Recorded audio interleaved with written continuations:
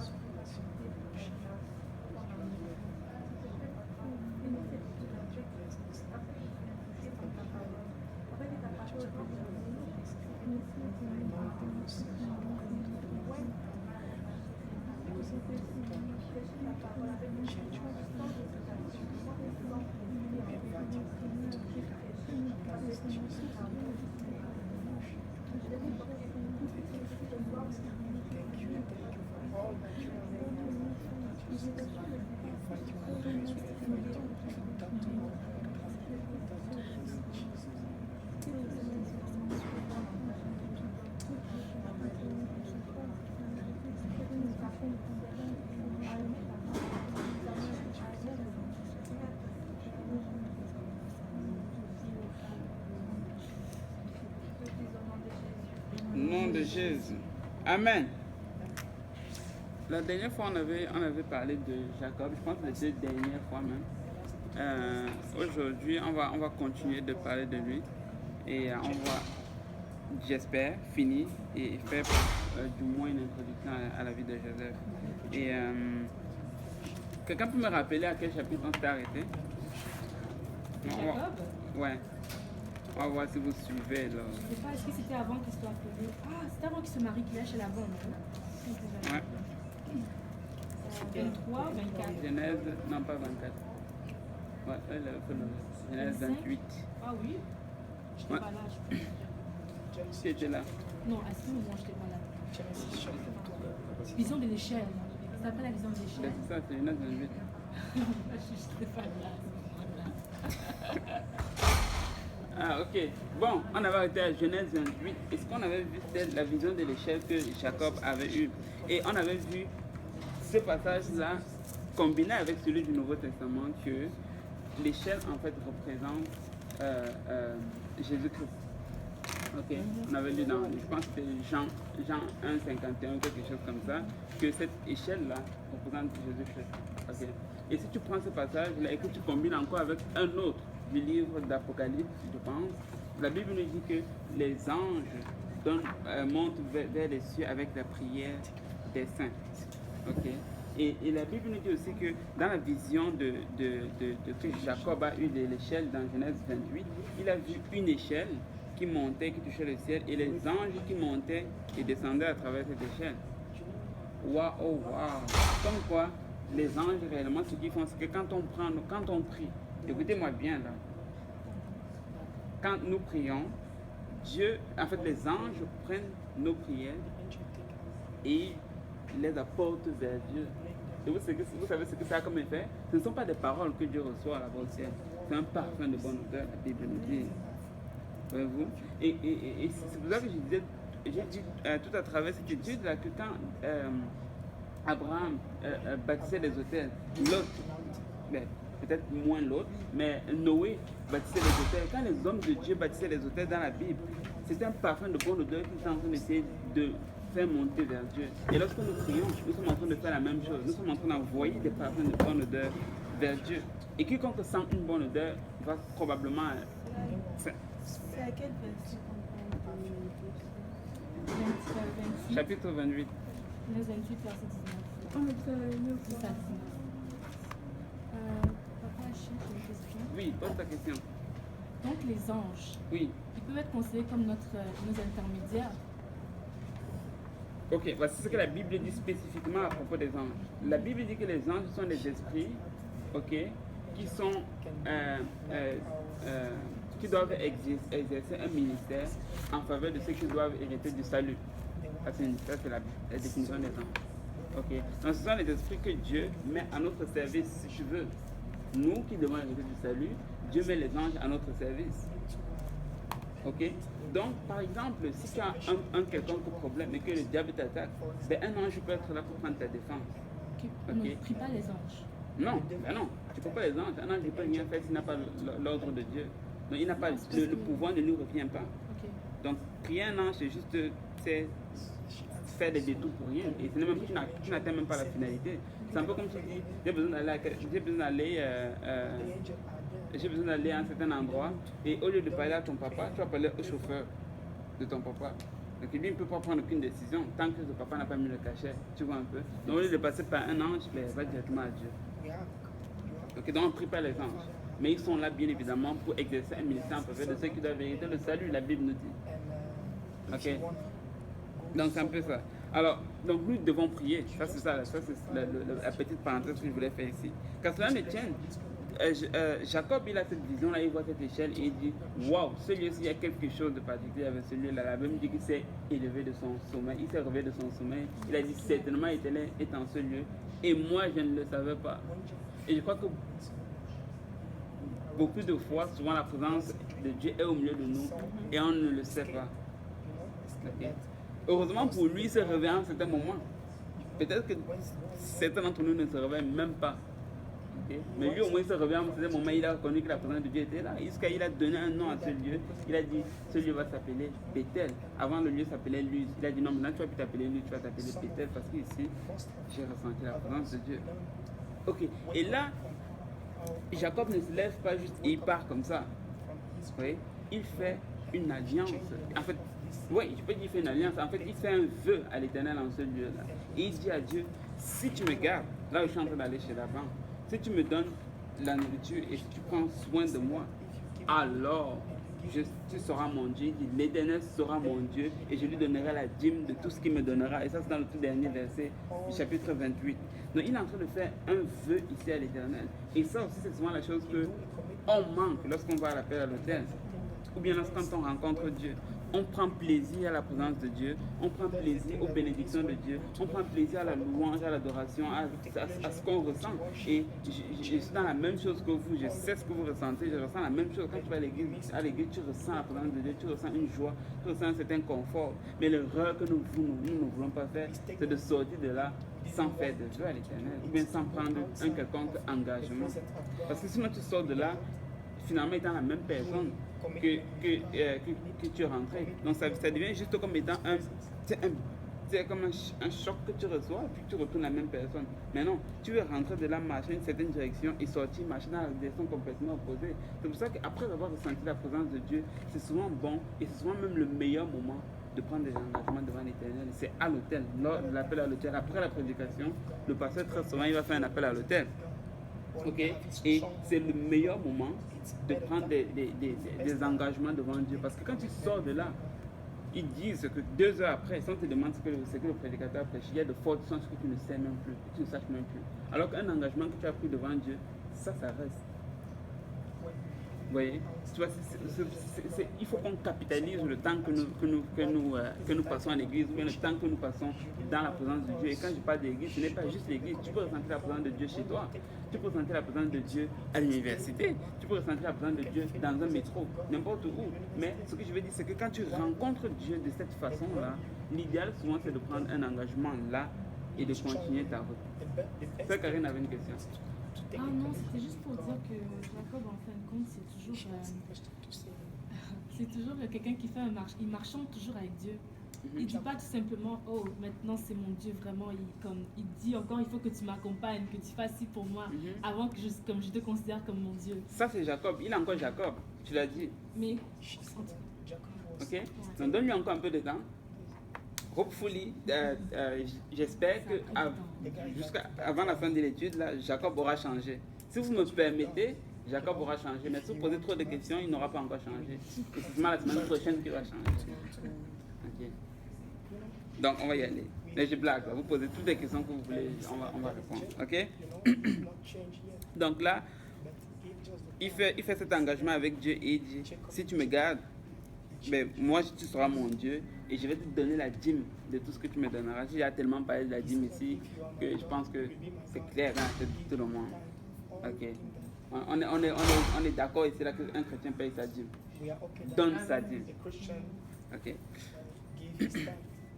Là, on va essayer d'avancer un peu. Alors, finalement, Jacob continue sa marche comme ça et il se retrouve finalement chez son oncle Laban. Ok. Mais avant d'arriver chez son oncle Laban, il a eu une expérience en fait que j'aimerais qu'on regarde. Il y a certainement des matières qu'on peut tirer de là. Allons dans Genèse 29, à partir du verset 1, et on va voir comment Jacob a rencontré sa future femme, Rachel. C'était une rencontre. Sinon, il y a King James. C'est moi qui l'ai ouvert en français. I have the King James. Donc là, on va voir comment Jacob a rencontré Rachel. Une rencontre vraiment à la mode. La rencontre, c'est meilleur que ce que vous pouvez. Oh my God, des fois cette parole a fait des choses. Ok, Genèse 29, verset 1, le premier qu'il a appelé lire. Jacob se mit en marche et s'en alla au pays des fils de l'Orient. Il regarda, et voici, il y avait un puits dans les champs, et voici, il y avait à côté 3 troupeaux de brebis qui se reposaient, car c'était à ce puits qu'on abreuvait les troupeaux.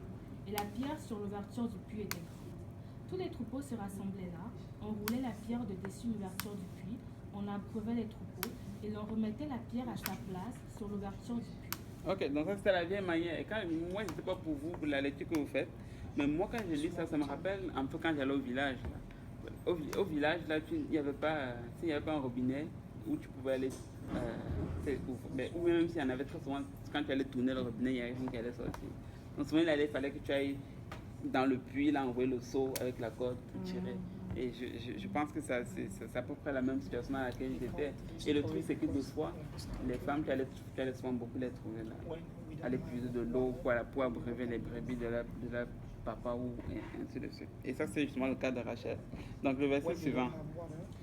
Jacob dit au berger, mes frères, d'où êtes-vous? Ils répondirent, nous sommes de Charan. Il leur dit, connaissez-vous Laban, fils de Nachor? Ils répondirent, nous le connaissons. Il leur dit, est-il en bonne santé? Ils répondirent, il est en bonne santé, et voici Rachel, sa fille, qui vient avec le troupeau. Il dit, voici, il est encore grand jour, et il n'est pas temps de rassembler les troupeaux. Abreuvez les brebis, puis allez et faites les paîtres. Ils répondirent, nous ne le pouvons pas jusqu'à ce que tous les troupeaux soient rassemblés. C'est alors qu'on roule la pierre de dessus l'ouverture du puits et qu'on abreuve les troupeaux. Comme il leur parlait encore, survint Rachel avec le troupeau de son père, car elle était bergère. Lorsque Jacob vit Rachel, fille de Laban, frère de sa mère, et le troupeau de Laban, frère de sa mère, il s'approcha, roula la pierre de dessus l'ouverture du puits, et abreuva le troupeau de Laban, frère de sa mère. Et Jacob baisa Rachel, il éleva la voix et pleura. Ok, il éleva la voix et pleura. C'est pour ça que je veux dire que c'est une rencontre à la mode. Vraiment, c'est le top shit. Ok. Pas le fait qu'on voit aujourd'hui. Ok, donc là il arrive, il voit ça, et je ne sais pas ce qui s'est passé dans la tête de Jacob là, mais honnêtement parlant, très souvent j'ai envie de me mettre dans sa tête et voir un peu c'est quoi tous les sentiments qui tenaient dans sa tête. Mais je crois qu'il avait un penchant déjà pour la pauvre fille, à peine il avait vu. Ok. Ok, et donc là il va abreuver tous les brebis de Laban. Et après, la Bible nous dit qu'il va baiser Rachel. En fait, c'est un bisou sain, selon moi. Et après ça, il va élever la voix et il va pleurer. Je ne sais pas si c'est moi qui suis bizarre, mais la première fois que j'ai rencontré ma femme, je n'ai pas pleuré. J'aurais aimé peut-être, mais je n'ai pas pleuré. Ok? Il est encore en train, non, il est encore en train de faire ça, genre pour que la fille se sente tellement... Ah, comment? Je sais pas. Quand on va arriver là-bas, on va lui demander, ok? Moi, je ne sais pas c'est quoi qu'il y a derrière sa tête, mais je trouve ça très spécial. Ok? Il a vu pour la toute première fois, il ne connaissait même pas son nom avant, et puis là, il pleure. Ok, waouh. Ok. Mais la leçon que nous voulons tirer de là, c'est qu'un homme travaille. Un homme est supposé être un gentleman. Ok? Vous les soeurs qui n'êtes pas encore mariés là, si comment est-ce que je vais me l'appeler? Si le malchanceux là qui s'approche de vous et qui vous dit que the bad guys that will come to before the system. qui t'approche de toi et qui te dit que ouais blablabla là, c'est quelqu'un qui ne travaille pas, mets ça à la poubelle. Un homme ça travaille Pour Dieu. pour tout. Mais, Amen. Un homme, ça, c'est le point que je vais amener, c'est le piège dans lequel on tombe souvent. Ah ouais, il travaille pour Dieu, il fait beaucoup de choses pour Dieu. Si dans le monde séculier, il ne travaille pas, mets ça à la poubelle. Parce que c'est à la maison après que tu vas avoir des problèmes. Un homme, ça travaille. Et pour Dieu, et pour dans tout. Et s'il ne travaille pas, c'est qui va pouvoir besoin de la famille? Et c'est pas souvent un peu.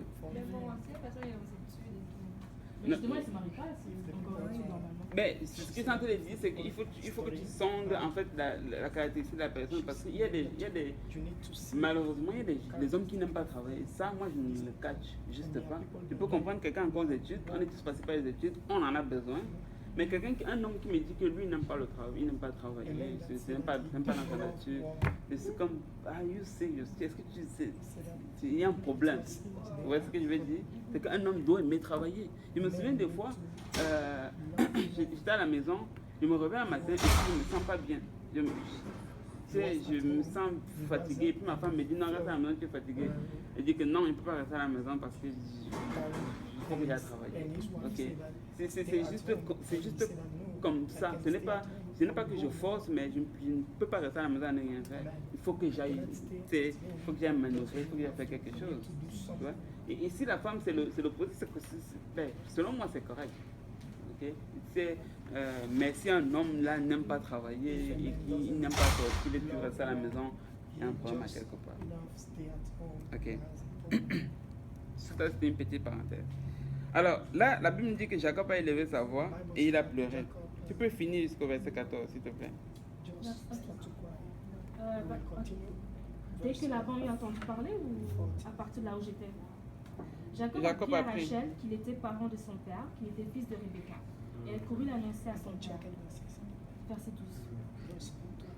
Dès que Laban eut entendu parler de Jacob, fils de sa sœur, il courut au-devant de lui, il l'embrassa et le baisa, et il le fit venir dans sa maison. Jacob raconta à Laban toutes ces choses. Et Laban lui dit, certainement tu es mon os et ma chair.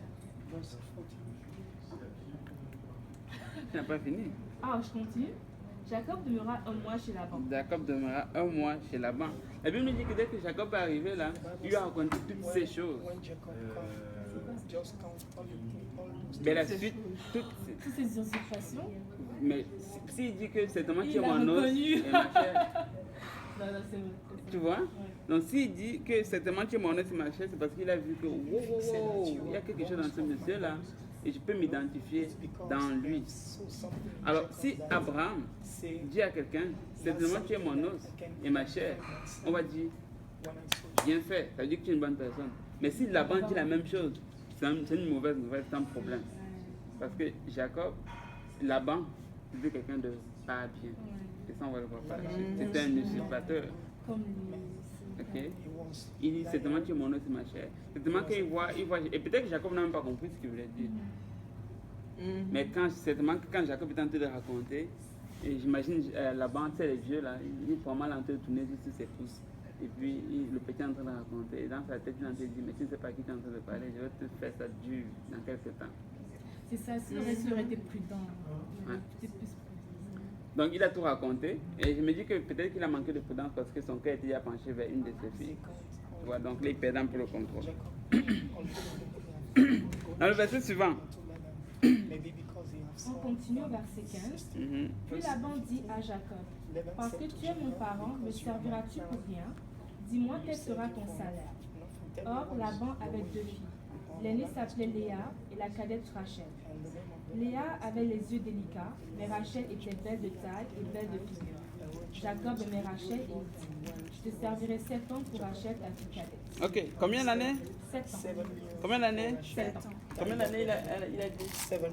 Ok, How long? 7 years. ok. Ensuite, Et Laban dit, j'ai mieux de la donner que de la donner à un autre homme. Reste chez moi. Ainsi, Jacob servit 7 années pour Rachel. Et elles furent à ses yeux comme quelques jours parce qu'il l'aimait. Il fit à ce jeu comme quelques jours.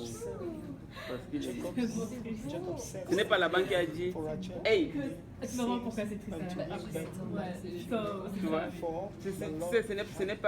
ce n'est pas Laban qui a dit pour ma fille Rachel là, it's not Laban that said 7 ans de travail. C'est Jacob lui-même qui a dit pour Rachel, je vais te servir 7 ans. Il n'a pas commencé à 1 an, il n'a pas commencé à 2 ans, il n'a pas commencé à 3 ans. Et les hommes de la génération 2017 aujourd'hui là, 6 mois, si après 6 mois, c'est toujours des noms là, il devient impatient. Et c'est pour ça que le pasteur dit toujours que si un frère s'approche, la première réponse, là, sincèrement parlant, c'est un sérieux non. Si vous pouvez m'accompagner ça d'une claque, faites-le. Ok, mais on va rester poli. Mais c'est vraiment un non. Ok, je suis un homme. Je sais de quoi tu parles. Et un homme a besoin de ce premier non pour aller se réexaminer et voir est-ce que c'était juste mes yeux, est-ce que c'était juste c'est la première fois, ou est-ce que c'est vraiment un sentiment qui vient du profond de mon cœur. Avec expérience, je peux vous dire que si c'est quelque chose qui vient du profond de ton cœur, le non là, que tu vas dire à l'homme, même si c'est sincère, il va revenir à un moment donné. Il va s'ajuster. Non, n'aie pas peur, ne dis pas que ah ouais, si je lui dis non, et que c'était vraiment lui et il part, là maintenant j'ai manqué l'opportunité de Dieu. Ah non, ne reste pas, laisse, c'est pas comme ça que ça se fonctionne. Mais si tu dis ça, Bachir, ils vont tous savoir que on va tout en dire. Ça dépend de comment tu dis non. Si tu dis ah non, il va comprendre que ben là, tu vois un peu. Il va comprendre que ce n'est pas un vrai non. Ça, c'est tout le but. Tu vois? Et c'est pour ça qu'il dit que quand tu dis non, là, ne dis pas genre non, déjà non, mais, ou genre non, oui. Ok? C'est un vrai non, que non, là, tu t'approches encore de moi, là, tu vas avoir des problèmes avec moi. Ok? C'est vraiment ça que l'homme a besoin pour la première fois. Okay? Et mon but aujourd'hui, ce n'est pas de parler du mariage. Même si vous m'y forcez, je ne vais pas rentrer dans ça. Okay. Je vais laisser le pasteur s'en occuper. Il le fait très très bien. Okay. Alors, donc là, il dit qu'il va servir 7 ans pour Rachel. Okay. Et la Bible dit qu'il a effectivement servi 7 ans pour Rachel. Et c'était pas un travail facile. C'était pas un travail de tu t'assois juste et puis tu regardes là. Oh non, c'était un travail qui était difficile. Ok. Par la suite, on va voir que même Jacob se faisait voler des brebis. Et il devait payer pour ces brebis. Donc c'est un travail très difficile. Et là-bas n'était pas juste envers lui. Donc c'était 7 ans de difficulté, travail dur. Okay. Il était prêt à faire ça pour elle. Et après les 7 ans, il n'a pas dit oh waouh, ça fait comme 1000 ans. Il dit que c'était comme quelques jours. Juste parce qu'il aimait. Oh, que l'amour peut faire des choses. Ok. 7 ans pour lui, c'est juste comme quelques jours. Juste parce qu'il aimait Rachel. Okay. Et il a travaillé après ces 7 ans-là. Et normalement, il devait aller dire ok, là-bas, là, maintenant, là, les bons comptes font les bons amis, donne-moi ma femme, et puis je vais aller vers elle. Ok. La suite. Ensuite, Jacob dit à Laban, verset 21. Ensuite, Jacob dit à Laban, donne-moi ma femme, car mon temps est accompli et je l'aimerai. Laban réunit tous les gens du lieu et fit un festin. Le soir, il prit Léa, sa fille, et l'amena vers Jacob et s'approcha d'elle. Et Laban donna pour servante à Léa, sa fille, Zilpa, sa servante. Le lendemain matin, voilà que c'était Léa. Alors Jacob dit à Laban, qu'est-ce que tu m'as fait? N'est-ce pas pour Rachel que j'ai servi chez toi? Pourquoi m'as-tu trompé? Pourquoi m'as-tu trompé? Et là, c'est juste le lendemain qu'il se rend compte que, oh, pas là, c'est avec qui j'ai dormi? C'est avec qui? Je ne sais pas. Quand tu regardes les mariages juifs, là, apparemment, ils avaient l'habitude de bien se voiler. Ils ont fait la cérémonie. Et ils ne se sont pas rendus compte que, ils ne s'est pas rendu compte que ce n'était pas Rachel. C'est quoi? Honnêtement, je peux un peu comprendre. Il y a de cela 2 ans, j'aurais peut-être eu du mal à comprendre. Mais après, en Afrique, là, je ne sais pas si vous avez vu comment ça se passe dans les mariages, le mariage traditionnel. Vous savez un peu comment ça se passe? Chez nous, dans ma culture, il y a un jeu qu'on fait souvent. C'est un jeu pour savoir si tu connais bien ta femme. it's a gaming. Souvent, ce qu'ils vont faire, c'est qu'ils vont là Do you couvrir know des draps. C'est complètement jusqu'aux chaussures, de telle sorte que tu peux à peine voir juste les chaussures. Donc on veut que on va te faire asseoir dans une salle. Donc il va avoir tes parents, ta famille, la famille de la mariée et autres. Et on va faire venir une fille, on va la couvrir complètement. On va les faire venir les unes après les autres. Et on va te dire si c'est ta femme, dis que c'est ta femme, si c'est pas elle, dis que c'est pas elle. Ok? Mais justement, c'est le but de savoir si tu la connais bien. C'est-à-dire même sans voir son visage, sans voir tout, on veut savoir si tu la connais. Ça reste un jeu là, ok? On va pas faire de ça un principe là. Tu vois? Si tu ne la reconnais pas, on ne te la donne pas. Ben, tu n'es pas de la donner, mais après tu peux te faire chicaner bien dur à cause de ça là, ok? Hello. Ça a l'air comme un on va se tasser aujourd'hui là, ok?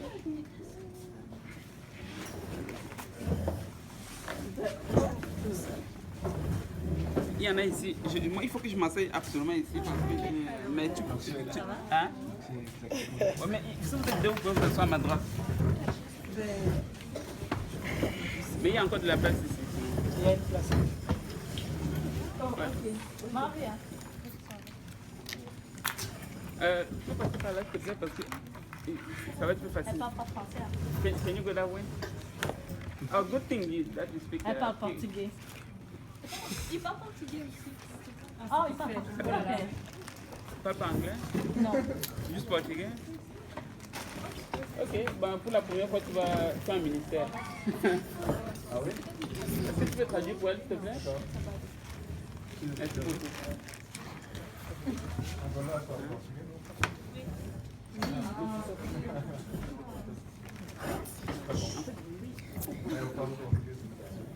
C'est juste dans... If you have a question, just ask him. So you're going to try to answer, like, repeat what I just said in English. So just that we do not make a lot of noise. Okay? Awesome. Ok, super. Où en étais-je là? Ok. Du fait que Jacob a été trompé par... Parfait. C'est Karine qui lisait, n'est-ce pas? Oui, c'est moi. Et là, tu es distraite, hein? Non, continue pas encore. Continue pas. Ok, là je suis en train de vous raconter une petite histoire, en fait, comment ça s'est passé. C'est mon mariage traditionnel au Cameroun. Je ne vais pas recommencer parce que ça arrive en retard. Allez, regardez ça. Ok. Alors, il y a ce petit jeu-là qu'on fait.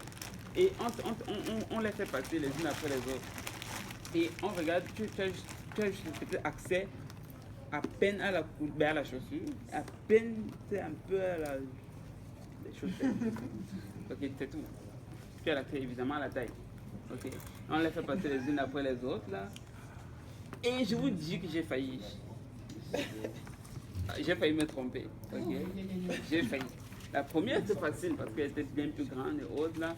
Mais il y a une là que j'ai vraiment failli parce que les deux avaient la même taille, puis c'était... Donc, quelque part, je peux un peu comprendre Jacob, ok? Tout ça pour dire que si c'est vraiment comme ça que les Juifs font leur mariage, ils couvrent complètement la femme, ça peut s'expliquer, ok? Mais toujours est-il que il allait pas en ligne de miel là, mais il est rentré avec cette femme-là, il pensait que oh, finalement je l'aime à Rachel, j'ai travaillé 7 ans. Et il se relève le matin pour se rendre compte que, hop là, je me suis fait avoir. Et c'était, elle nous dit que c'était, il s'est levé et voilà, c'était plutôt Léa plutôt que Rachel. Et là, il demande à Laban, mais qu'est-ce que tu m'as fait? Pourquoi est-ce que tu m'as trompé? Et j'imagine que Laban répond ceci, on n'apprend pas à un singe à faire des grimaces. Bon, c'est pas ce qu'il a dit, allons voir ce qu'il a dit plutôt. Laban dit, au verset 26, Laban dit, ce n'est point la coutume dans ce lieu de donner la cadette avant l'aîné. Hop là, là c'était comme une claque. Mais tu ne peux pas me dire ça depuis les 7 ans que je te dis que j'allais travailler. Il lui dit, ce n'est pas la coutume pour nous de donner la cadette avant l'aîné. Et voici le deal qu'il propose. Achève la semaine avec celle-ci et nous te donnerons aussi l'autre pour le service que tu feras encore chez moi pendant 7 nouvelles années. Pendant 7 nouvelles années. Il dit que bon, à Rachel, là, tu as 17 ans, mais moi je multiplie ça par 2, ça va être 14 ans. Ça fait cher, hein? Et je vais encore m'apprendre à mes chers frères, si c'était un de nous là, on allait dire, oublie ça, c'est la femme de quoi, je m'en vais. Garde là.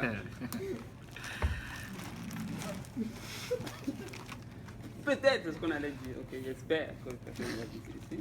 Mais peut-être. Mais là, il dit que cette année de plus, là, je vais te donner Rachel. Ok. Et qu'est-ce que Jacob répond? Jacob fit ainsi et il acheva la semaine avec Léa. Puis Laban lui donna pour femme Rachel, sa fille. Il a fait ainsi. Il n'a même pas discuté. Il n'a même pas argumenté. Et là, je me dois vraiment de mettre le point sur ceci. Ce que là-bas était en train de faire vis-à-vis de Jacob était injuste. Vous allez tous me dire oui ici, n'est-ce pas? Mais où est-ce que tu vois où Jacob a commencé à se plaindre ou à argumenter ici avec Laban? N'est-ce pas? Et ça, des fois, c'est l'attitude qu'un chrétien doit avoir. Il n'est pas toujours question de j'ai raison. Dépassons un peu cette étape-là, s'il vous plaît. Il n'est pas toujours une question de, dans cette histoire-là, si tu regardes vraiment, lui il a tort, moi j'ai raison. Ça ne nous amène nulle part à qui a tort et qui a raison. La question c'est, est-ce que toi tu agis de la bonne façon? Ce n'est pas toujours une question d'avoir raison, Si on devrait vraiment tout le temps avoir raison, c'est que Jésus ne serait pas passé à travers tout ce qu'il a traversé. Il avait raison, mais il a quand même été crucifié à la croix. Tu vois? Il avait raison, mais il a quand même choisi d'aller mourir pour nous à la croix. Il avait raison, mais il a quand même décidé de marcher toujours avec Judas, alors qu'il savait bien que ce même Judas avec qui il marchait allait le trahir. Donc dépassons un peu cette étape-là de « Oh non, c'est mon frère qui a tort, c'est ma soeur qui a tort, moi j'ai raison ». Ça ne s'arrête pas juste là. Tu sais, tout ce qu'on veut, c'est l'avancement et de nous et de moi. Ce que je veux, c'est l'avancement de moi, ma vie spirituelle, de mon frère et de l'Église. Si je peux prendre le blanc pour le bien de mon frère, je vais le faire. Comprenez-vous? Il n'est pas juste une question là. Le fait d'avoir raison là ne nous donne. Ici, là, il n'y a pas de plus-value avec ça, le fait d'avoir raison. Et le truc, c'est que tu peux avoir raison et agir mal. Le fait d'avoir raison ne te donne pas une licence pour mal agir. Des fois, on va dire j'ai agi de la sorte parce que dans telle situation, j'avais raison. Non, c'est un peu parce que tu as raison que tu vas mal agir. Vous êtes plus avec moi là? Donc, j'aimerais vraiment juste qu'on arrive à cette étape. On appelle ça une étape de maturité, simplement. C'est un bébé là qui est en train de dire ah ouais, lui il a tort, elle a tort, c'est à cause d'elle, c'est à cause de lui, c'est à cause de. Okay. J'ai entendu le pasteur Kaouli dire ceci la semaine dernière. Je sais que vous étiez pour moi là, je vais le redire, j'ai tellement aimé ce qu'il a dit. Il dit que quand il y a querelle, ça ne peut jamais être la faute d'une seule personne. Et c'est tellement vrai ce qu'il a dit. Tellement vrai. Si deux personnes finissent par se chamailler, c'est parce que les deux ont tort. Ça ne peut pas être à cause d'une seule personne. S'il y a une personne qui lâche prise, il ne va jamais avoir querelle. Êtes-vous d'accord? Même si c'est cette personne-là qui a raison. Si elle lâche prise à un moment donné, elle dit ok, c'est correct. La querelle ne peut pas avoir. Pour qu'il y ait querelle, il faut qu'il y ait deux personnes. Alors à un moment donné, il faut qu'il y ait quelqu'un qui descende de son piédestal et s'humilier et dire ok, c'est pas grave. On va juste continuer l'œuvre de Dieu. Et ça va nous éviter vraiment beaucoup de choses. Et ça va faire vraiment beaucoup de bien à l'église. Et ça va rendre le pasteur vraiment très content. Et même encore plus, ça va rendre notre Dieu encore bien plus content. Et des fois, croyez-moi, ce sont les choses comme ça qui empêchent vraiment l'Esprit de Dieu de travailler au milieu de nous comme il devrait. Mais vous, des fois tu arrives là, vous savez, on ressent une certaine oppression. Je ne dis pas que c'est toujours à cause que quelqu'un fait quelque chose de mal, mais des fois ça peut être la cause aussi. Parce qu'il y a trop de chicanes au milieu de nous, parce qu'il y a trop de tiraillements au milieu de nous. C'est entre frères et sœurs, on n'est pas supposé avoir ces choses. On est supposé, get along with, c'est quoi le terme en français? S'entendre. Ouais, voilà, on est supposé s'entendre. Ok. Et on veut arriver là. Donc Jacob, il arrive face à cette situation, il ne discute pas, il dit ok, pas de problème, je vais servir cette autre année pour Rachel. Ok. Il a servi 7 autres années pour Rachel. Peux-tu finir jusqu'au verset 30 s'il te plaît? Tu es déjà au verset 30, n'est-ce pas? Non. Ok, vas-y. Jacob fit ainsi et il acheva la semaine avec Léa. Puis Laban lui donna pour femme Rachel sa fille. Et Laban donna pour servante à Rachel sa fille Bila, sa servante. Jacob alla aussi vers Rachel qu'il aimait plus que Léa. Et il servit encore chez Laban pendant 7 nouvelles années. Pendant 7 nouvelles années. Et c'est comme ça que finalement Jacob se retrouve avec 2 femmes alors qu'il en cherchait juste une. pauvre de lui. Ok. Mais là, il y a encore une autre chose qui est arrivée. La Bible nous dit que Rachel était. Tu as vu, hein? Anne était stérile, Rebecca était stérile, maintenant c'est Rachel qui est stérile. On dirait que Dieu choisit seulement celles qui sont stériles. Mais il le fait pour un but, c'est pour les rendre féconds. Voyez-vous comment Dieu est fort? Et toi qui pensais que Dieu choisit juste le vase qui est déjà très beau, qui est déjà tout bien fait, qui est déjà tout parfait, et que c'est le vase là que Dieu va le choisir pour utiliser. Not so. Ce n'est pas vrai. Dieu va toujours choisir la personne que tu penses qu'il ne va jamais servir Dieu, la personne que tu penses que, ah non, celle-là, elle va jamais servir Dieu. C'est la personne là que Dieu choisit. Et quand je vois le frère Stéphane, je confirme cela. Tu dis pas amen. Amen. Ouais. Au milieu de nous, là, il y a tellement de gens que Dieu a changé. C'est vraiment extraordinaire. Et je vous l'ai déjà dit, je veux le redire. Il y a certains d'entre vous que quand je vois, c'est juste comme waouh! C'est comme la parole de Dieu qui est en train de me rappeler que Dieu peut faire. Dieu peut tout le temps faire. Il n'y a rien qui est impossible à Dieu. Juste le fait de voir certains d'entre nous servir Dieu. C'est une parole qui rentre directement dans ma tête. Écoutez, la Bible dit que nous sommes des lettres écrites. Vous savez ce que ça signifie? Ça signifie qu'à un certain moment donné, là, quand les gens du monde vous regardent et me regardent, hopefully, c'est comme s'ils sont en train de lire la Bible. C'est pour ça que des fois, quand les gens vous regardent, vous détestent juste comme ça. Parce qu'ils se sentent jugés, ils se sentent condamnés. Oh, des fois quand tu lis la Bible, ça te frappe. Des fois quand tu la lis, c'est comme, oh, pas là, je suis loin de la volonté de Dieu. Voici pourquoi des fois, juste quand les gens nous regardent, ils sont comme, ah non, je ne vais pas avoir affaire à celle-là. Parce que tu reflètes la parole de Dieu.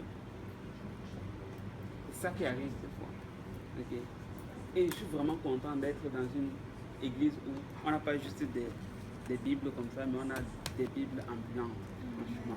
On a des témoignages vraiment de la puissance de Dieu et de la grandeur de Dieu. Ça, je crois, le frère Stéphane. Si on était à Saint-Laurent, je vous aurais pointé certainement beaucoup de. Okay. Et le Seigneur le fait. Et tout à l'heure, on va parler de Péniel. Vous allez comprendre pourquoi est-ce qu'on a donné le nom de Péniel. Ok. Donc là, Rachel était enceinte. Dieu va prendre soin de son cas. On va peut-être pas trop parler de ça. Mais regardons un peu Léa. Ok. Parce que Léa, avait vraiment un caractère exemplaire. Un caractère que vous et moi voulons observer. Okay. La Bible nous dit qu'elle avait les yeux délicats et que Rachel était plutôt belle de figure. Okay.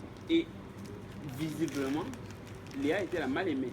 Elle n'était pas tant aimée de son mari que ça. En fait, son mari ne l'aimait pas tant. Okay. Il aimait définitivement plus Rachel. Elle a souffert, elle en a porté le poids pendant longtemps. Mais, laissez-moi faire un peu un saut en avant. Quand tu regardes le jour où Jacob est mort, le jour, quelque temps avant qu'il ne meure, il a demandé à être enterré où? Dans la tombe de laquelle? Léa. Il aimait Rachel, mais il a demandé à être enterré à côté de la tombe de Léa. Pourquoi? Parce qu'il a fait une rétrospective après beaucoup d'années de vie. Il a dit, entre Rachel et Léa, s'il y en avait une qui était vraiment digne, qui était admirable, c'est Léa. Même si pendant la vie, là, il a juste été embrouillé par le visuel. Rachel était belle de figure. Il a réalisé que réellement, là, Léa, c'est elle qui avait un caractère, c'est l'intérieur admirable. Elle était pleine d'or à l'intérieur. Et ça, on va le voir. Verset suivant. Verset suivant? Oui. Verset 31.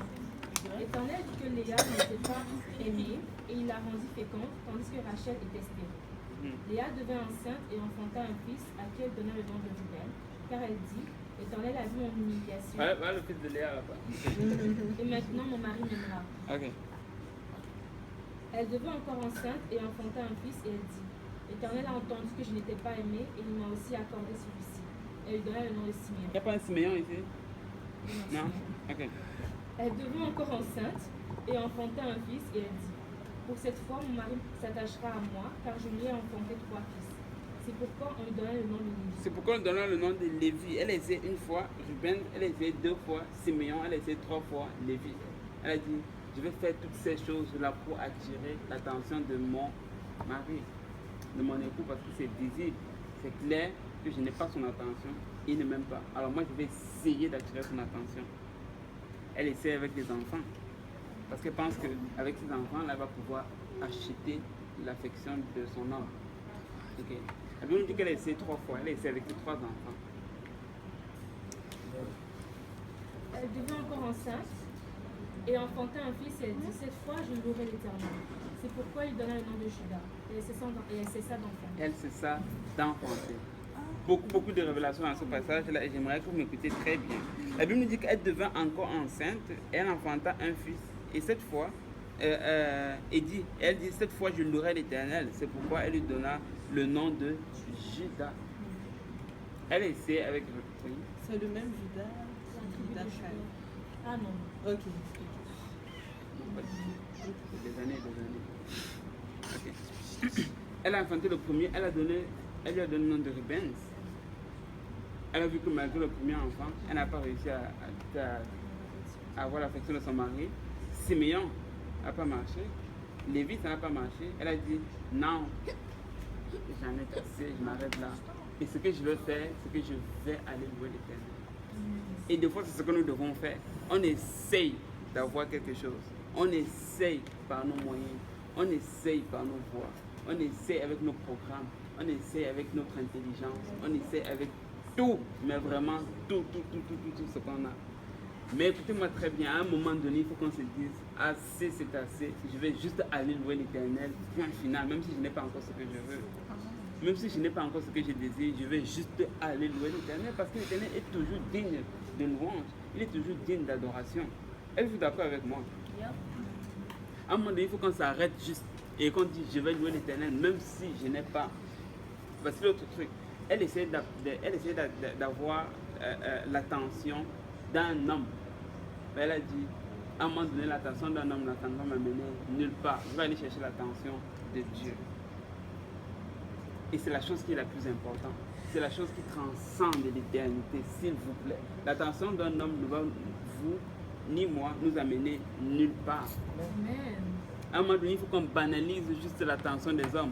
Même si les hommes t'applaudissent, oh frère Achille, parfait, super. Si Dieu ne t'approuve pas, ça ne compte pour rien du tout. Écoutez-moi très bien. Et depuis quelques temps, je suis en train de rappeler, je suis en train de nous rappeler ça. Souvent, on pense que c'est parce que tout le monde nous applaudit que tout est correct dans notre vie ou bien que tout est correct vis-à-vis de Dieu. Ce n'est pas vrai.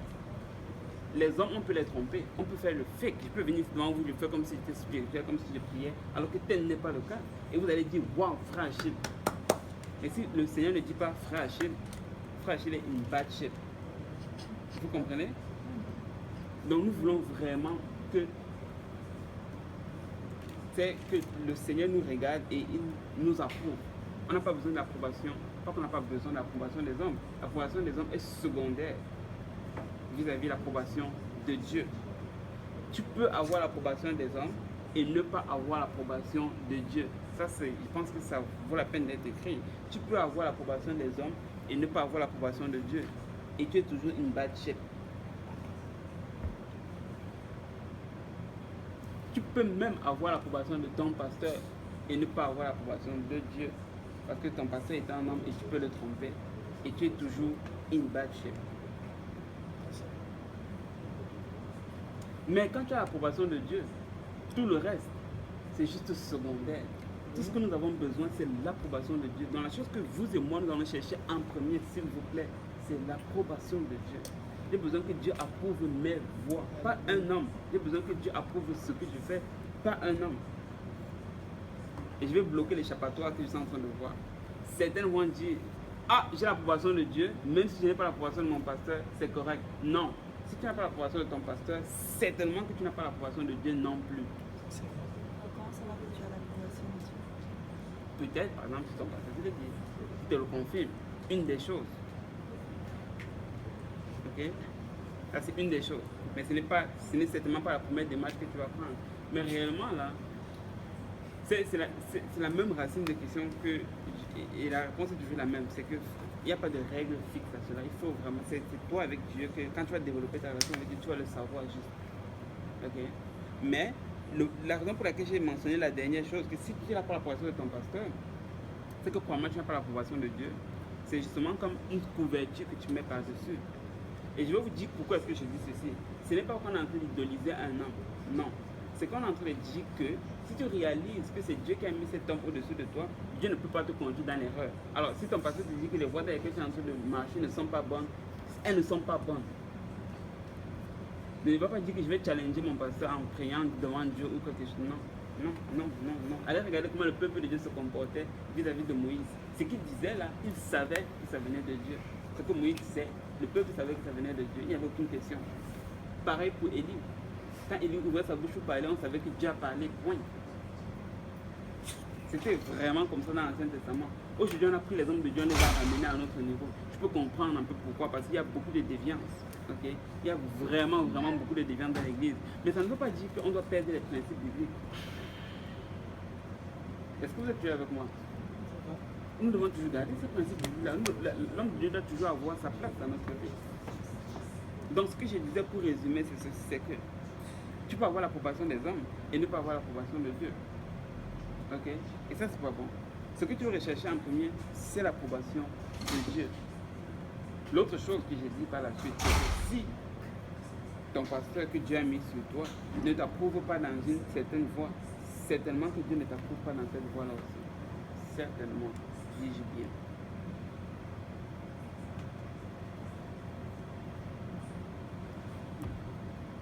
Amen. Amen. Est-ce que c'est Amen ou est-ce qu'il y a des questions? Il y a des questions? Oui. Bon, c'est pas pour contredire ce que vous dites. Pas de problème. C'est fait pour consolider ce que vous avez dit quand vous étiez projeté sur Léa, Ouais. durant Léa. Curieusement, la tribu de Judas, la tribu de Judas, c'est la tribu où le Christ, Jésus est né. Ouais. Donc, ça peut dire à quel point, parce que Jacob a été sage d'accepter Léa pour soutenir ce que vous dites sur le pasteur. Parce que Laban était comme l'autorité par laquelle il fallait passer pour avoir Rachel. Et bien que Laban l'a escroqué derrière, mais c'était quand même l'autorité par laquelle Jacob devait passer pour avoir Léa. Même si, plutôt pour avoir Rachel, même si Jacob avait la révélation que c'était Rachel de quelle que soit la manière, puisque c'est Rachel qui a donné Joseph, qui a continué l'histoire Les 12 tribus. des tribus. Mais du moins, le fait de passer, d'accepter les conditions de Laban, qui était l'autorité par laquelle il devait avoir, comme vous dites sur le pasteur, a engendré le Christ. Exactement. Exactement. L'obéissance, la soumission, ça va toujours engendrer des bénédictions. C'est juste comme ça. C'est juste comme ça. Quand on se met dans cette position-là où on s'humilie, on respecte l'autorité que Dieu met devant nous, c'est juste les bénédictions qui découlent. Vous aimez ce passage-là qui dit que il est bon et doux pour les frères de demeurer ensemble. La Bible dit que c'est comme l'huile, qui coule sur la barbe d'Aaron, et que ça descend. Mais si toi tu veux te mettre quelque part en haut, dès que tu vas manquer cette huile, il faut que tu te mettes là où tu dois être. Oh, pas là, il passe à continuer. Moi, je l'ai demandé, en fait, est-ce que c'est parce qu'elle a dit qu'elle a aimé l'Éternel, en consacrant comme son fils, entre guillemets, un remerciement à l'Éternel, et c'est pour ça que c'est la tribu de Judas qui descend. Mais le nom Judas signifie louange. Judas, ça signifie louange. Alors, pourquoi exactement est-ce que c'est cette tribu-là que Dieu a posé ses regards? Je serais porté à croire que c'est justement à cause de la signification de cela. Nous sommes des êtres qui ont été créés pour louer Dieu. Il y a même une chanson qui le dit, j'ai été fait pour te louer. Et donc c'est ça. Et j'ai beaucoup aimé. C'est quoi? Rappelle-moi ton nom encore, s'il te plaît. Tu avais un nom, tu vois la sacrée. C'est ça qu'elle a dit, tu avais un nom très sacré. Bon, ok. J'ai aimé vraiment ton commentaire. Et tu vois, Léa, finalement, elle finit par enfanter quelqu'un qui va être dans la lignée de Jésus-Christ. Même si elle était mal aimée de son mari. Donc, même si tu es mal aimé des hommes, ce n'est pas grave. Ce que tu veux, c'est donner vraiment dans le spirituel, dans les choses qui comptent, dans les choses qui transcendent l'éternité. Jusqu'aujourd'hui, on va toujours parler de. Quand tu vas vouloir parler des choses de la Bible, tu vas toujours parler de Léa à un moment donné, tu n'as pas le choix. Parce que si tu parles d'autres tribus d'Israël, à un moment donné, tu vas voir Léa qui va sortir quelque part. Ça, c'est à cause de comment elle avait été. Mais si, je ne sais pas si elle s'était rebellée dans sa voix, elle dit je vais atteindre l'affection de mon mari, ou je vais commencer à être méchante envers Rachel, je vais aller la tuer, ou bien je vais aller faire telle chose. Probablement qu'on parlerait d'elle d'une autre façon. On serait en train de lire une autre histoire ici. Okay? Mais elle a juste été humble, elle a juste été sage, et elle a juste accepté. Et Dieu a récompensé par la suite. Amen. Amen. Et si on avançait? Chapitre 30. Non, on va juste sauter le chapitre 30 parce que ça parle en fait, des enfants, des autres enfants qu'ils ont eu, et Rachel et ainsi de suite. Mais on va aller directement au chapitre 31. Et pendant que vous ouvrez, laissez-moi faire une petite transition quand même pour que personne ne soit perdu ici.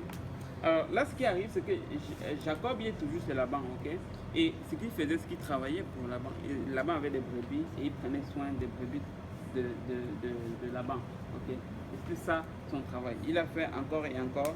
Et puis à un moment donné, il a remarqué en fait que les fils de Laban commençaient à porter envie sur lui. En fait, voici ce qu'il disait. Il disait que voici Jacob qui est venu et il s'est enrichi, il a pris tous les biens de notre père.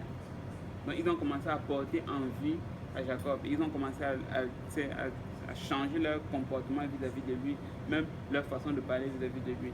Et Jacob a commencé à réaliser que je pense que c'est le moment de quitter ce lieu et de retourner chez moi. Genèse 31, verset 1. Jacob entendit les propos des fils de Laban qui disaient Jacob a pris ce qui était à notre père, et c'est avec le bien de notre père qu'il s'est acquis toute cette richesse.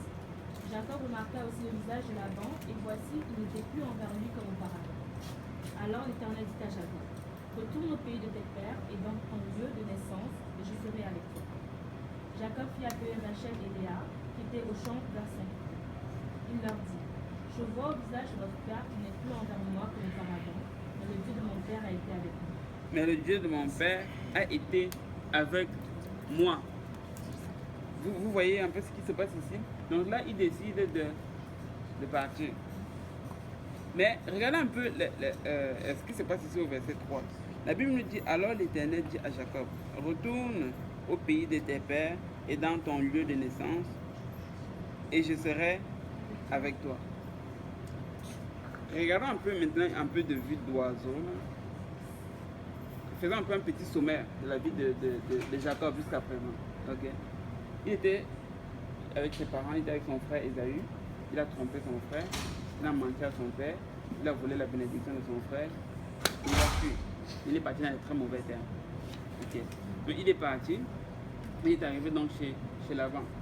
Il arrive d'abord, avant d'arriver chez Laban, dans Genèse 28, il a cette vision qu'il a, et il fait un vœu à l'Éternel. Il dit, si tu me gardes, tu seras mon Dieu et je vais te donner la dîme de tout. Il dit, pas de problème.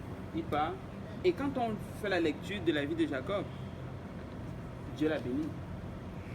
Ok?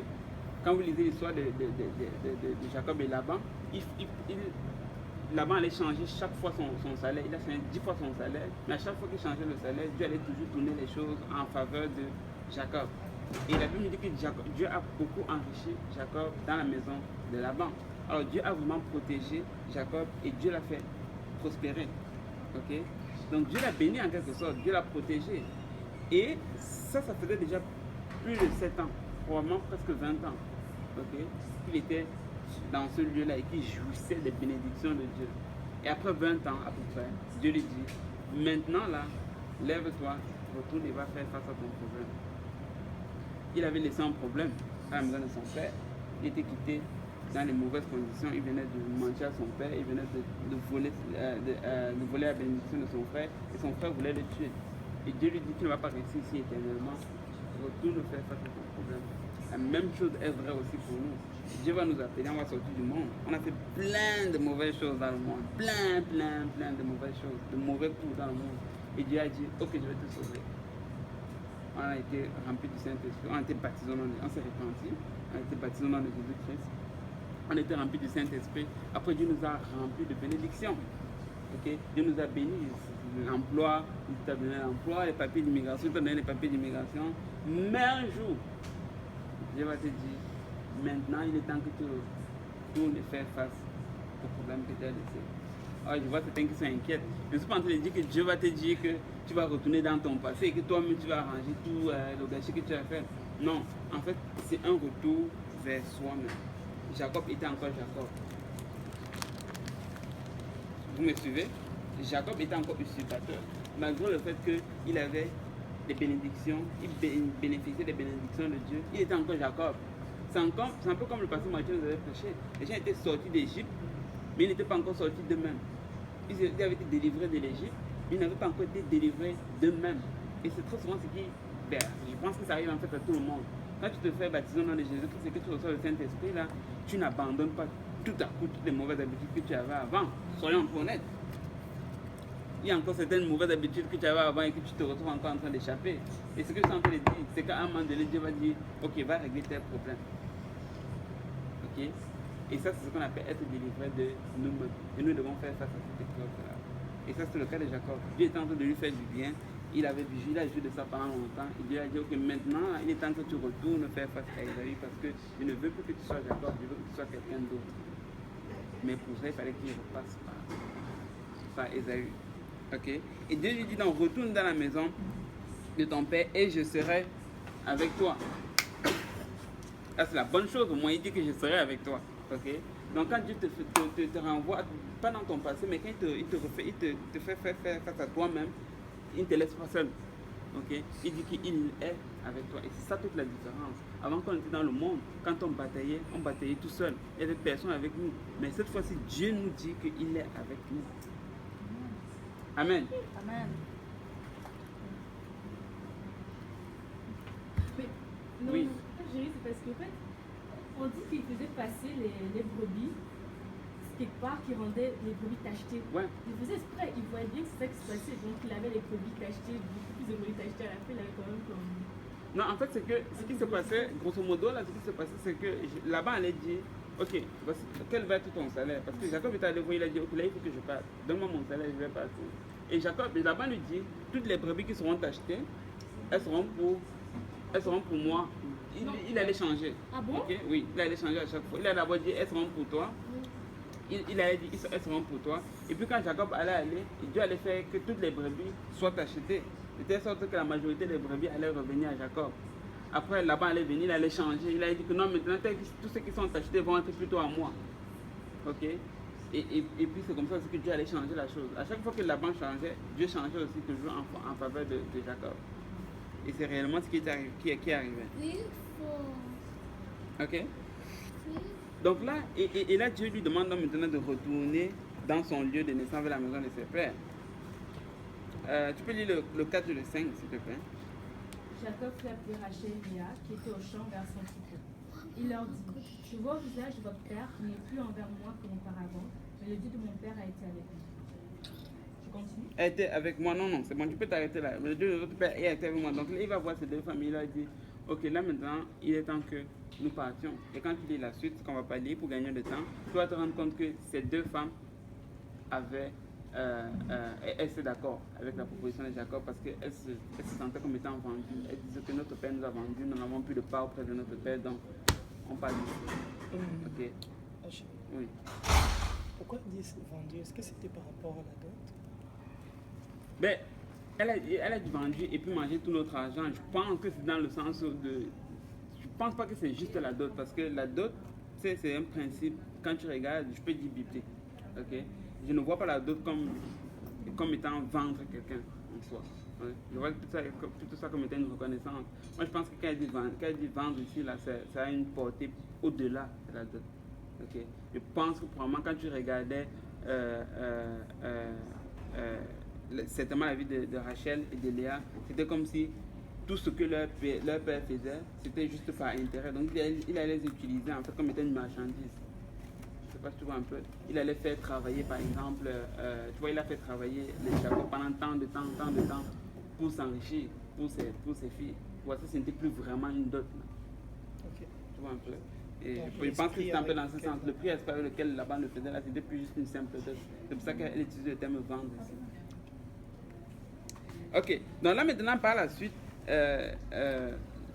Jacob décide de prendre ses clics et ses claques et de retourner vers la maison de son père. Il va prendre avec lui ses troupeaux, il va prendre ses femmes, il va prendre ses enfants, et ainsi de suite. Mais la Bible nous dit que 3 jours après, on est venu annoncer à Laban que, tu sais quoi, ben ton neveu là, il s'est enfui.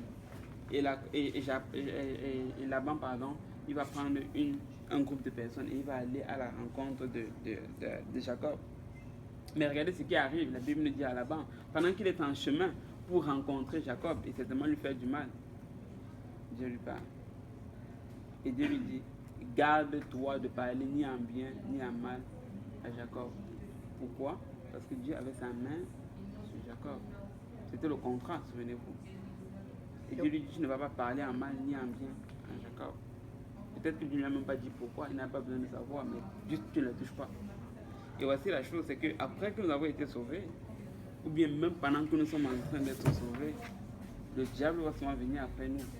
Mais la chose qu'il faut qu'on sache, et la chose qu'il ne faut pas qu'on oublie, c'est que Dieu lui a donné une certaine limite à ce qu'il peut te faire. Donc on n'a pas besoin de craindre le diable. Il ne peut pas aller plus loin que la limite que Dieu lui a définie. Vous comprenez? Si Dieu lui dit tu ne dépasses pas telle limite là, ne rêve pas, le diable ne va pas dépasser cette limite et tu n'as pas besoin d'avoir peur. Et je ne vois pas Dieu en train de permettre au diable de dépasser, d'atteindre une limite qui va te détruire. Comprenez ce que je suis en train de dire? C'est pour ça qu'il dit qu'il ne peut pas te soumettre à une épreuve que tu ne peux pas surmonter par ta foi. Tu vois? On n'a pas besoin de craindre le diable, même lorsqu'il vient vers nous. Il faut toujours qu'on se rappelle que Dieu lui a donné une limite, même dans sa course vers nous. Il ne peut pas nous faire quelque chose que Dieu n'a pas permis. Et Dieu ne peut pas lui permettre de nous détruire. Donc le diable ne peut pas nous détruire. Point. Il faut juste qu'on arrête d'avoir peur du diable. Amen. Ok, donc là, il se retourne maintenant vers Laban. Et il va essayer donc de négocier avec lui. Je ne pense pas qu'on va lire tu avais une question? En fait, je voulais souligner quelque chose. Ouais. Avant qu'il rentre vers Laban, Mm-hmm. ce qu'il a exprimé quelque part sa reconnaissance envers ce que Dieu a fait pour lui. Parce qu'il dit qu'il a servi le père de Léa et de Rachel de tout son pouvoir. Mm-hmm. Donc c'est-à-dire qu'il a fait sa part. Il a fait la part de l'homme, il a fait les efforts qu'il fallait faire, il a fait ce qu'il faut faire pour réussir. Mais que derrière, malgré tout, Laban a mis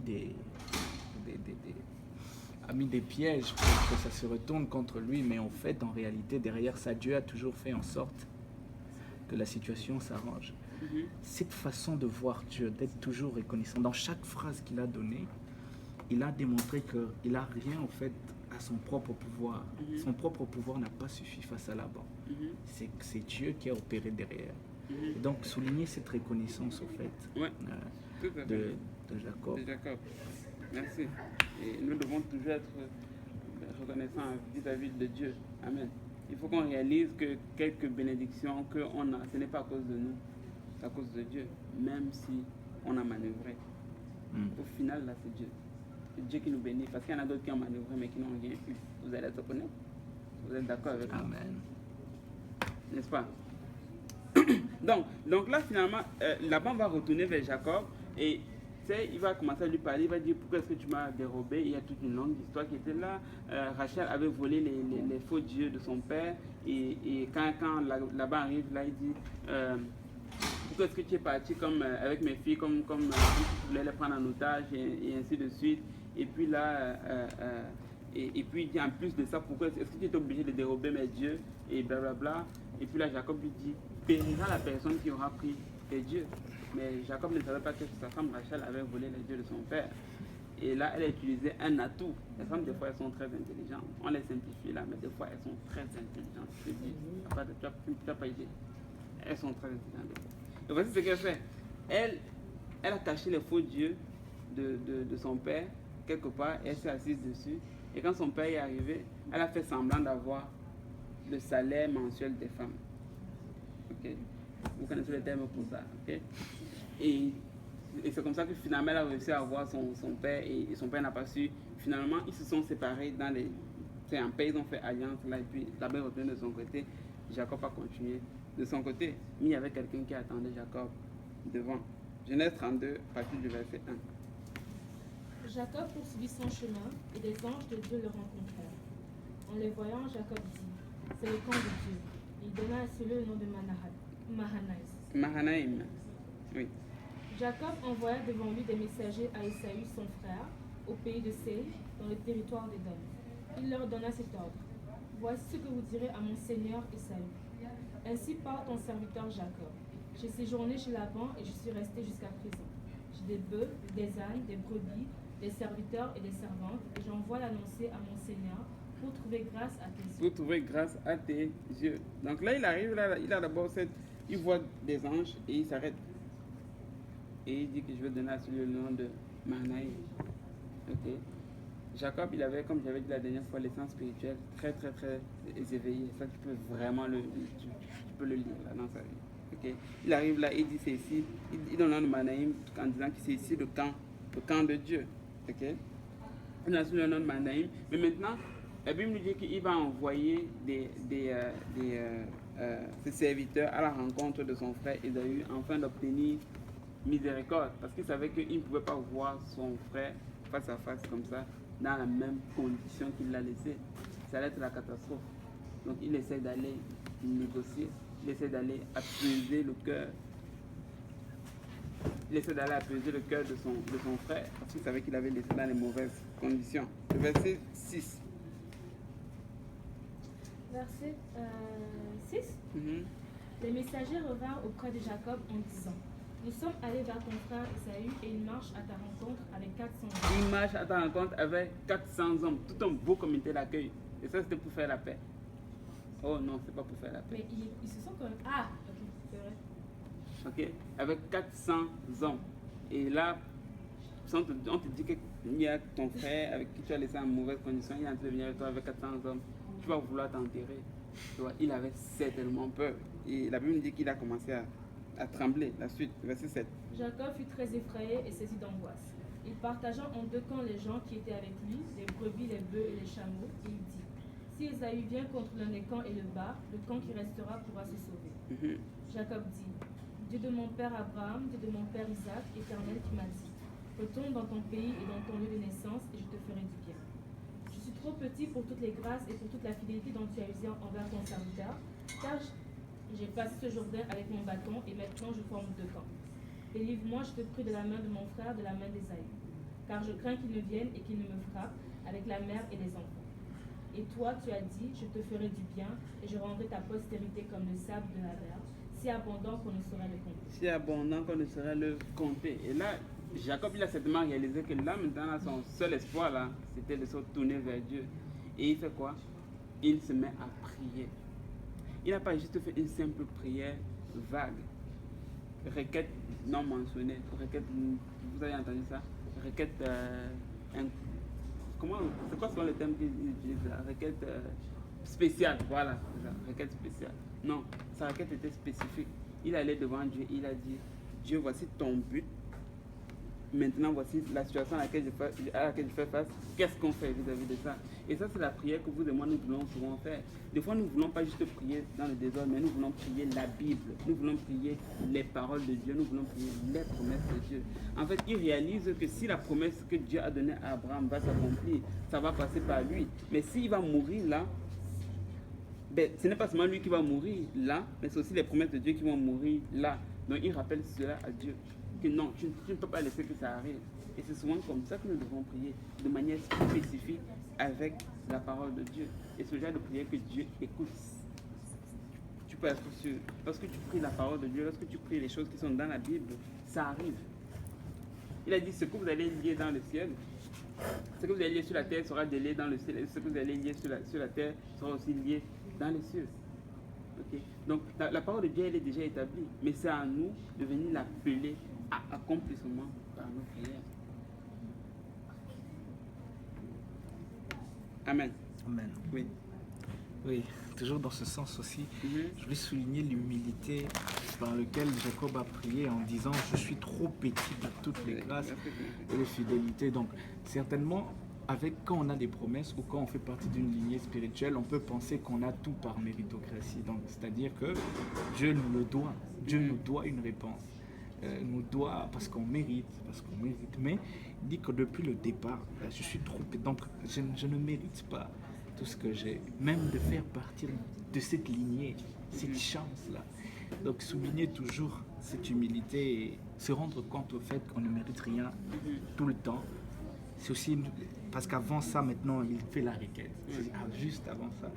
Donc, juste après ça, il fait sa requête. Donc, c'est Amen. souligner cette partie. Amen. C'est bon? On est ensemble? Ok. Donc là, il fait donc cette requête avec Dieu et il prie vraiment les promesses d'Abraham. Parce qu'il sait que ça, c'est quelque chose qui va toucher Dieu. Ok. C'est comme les requêtes, je veux une voiture. Non, la voiture là, ça compte pas pour Dieu, ça. Ok. Il prie les vraies prières. Les prières qui parlent vraiment du plan de Dieu, même à travers toute la Bible. Et il sait que ça va toucher Dieu. C'est vraiment la fibre, le centre, comment est-ce qu'on appelle ça? Il a touché le nerf vraiment de la chose. Okay? Et nous voulons des fois toucher aussi. Hein? Oui, la corde sensible, merci. Et nous voulons des fois toucher cette corde-là. Des fois on fait beaucoup de prières, mais on prie des prières qui sont inutiles, vraiment inutiles, comme pas à peu près.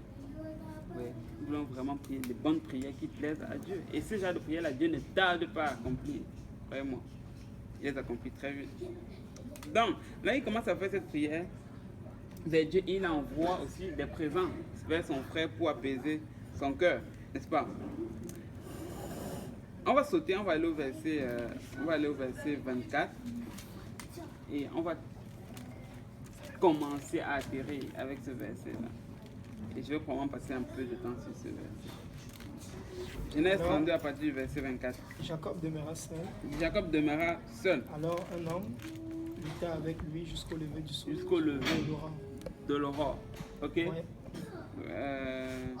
On va faire une petite pause ici. Vous êtes avec moi là? Ok. La Bible nous dit que Jacob a demeuré seul. Il était dans une situation de crise. Mais il est arrivé à un moment où il a dit, il faut que je m'écarte. Il n'était pas obligé de demeurer seul, il aurait pu rester avec sa femme et ses frères. Là, il dit que non, là, à un moment donné, là, il faut que je m'écarte. Et ça, c'est la chose des fois que nous devons aussi faire. Il y a des moments où nous devons nous retirer juste seuls pour pouvoir se recentrer. Parce que l'effet des groupes peut des fois être très négatif. Et parce que ça, j'avais prêché dessus. C'est on peut être là, on adore Dieu, on fait tout ensemble et on pense qu'on est tous pareils. Non. Ou bien on pense qu'on est tous dans la même situation. Non.